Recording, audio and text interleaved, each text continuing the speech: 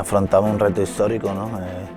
¿Quién nos lo iba a decir? Hace unas temporadas yo creo que el camino que hemos recorrido, la trayectoria que llevamos es para sentirnos orgullosos y tenemos una oportunidad, seguir haciendo historia, seguir aspirando a más y con ese reto vamos a Bruselas, ¿no? Somos conscientes de que evidentemente en Europa es todo un poco más difícil, pero también somos conscientes de que si hacemos las cosas bien vamos a tener muchas opciones de pasar.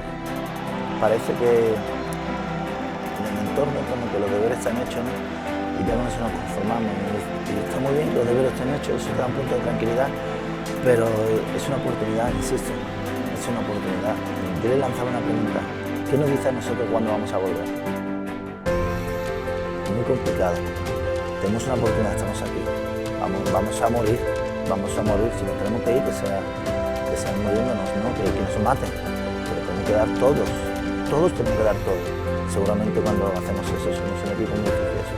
Si somos capaces que el miércoles empezar ganando, ¿no? Te da mucha confianza para el devenir de esta liguilla, ¿no? de fase de grupo. Pero bueno, creo que más allá que ha ido ese equipo con mucho renombre, con mucho potencial, como es Kairat y Anderlecht, con mucha experiencia a nivel europeo también, creo que no somos inferiores a ellos, lo digo sinceramente. No hay mejor forma de ir bien a la Champions haciendo bien los deberes en Liga, ¿no?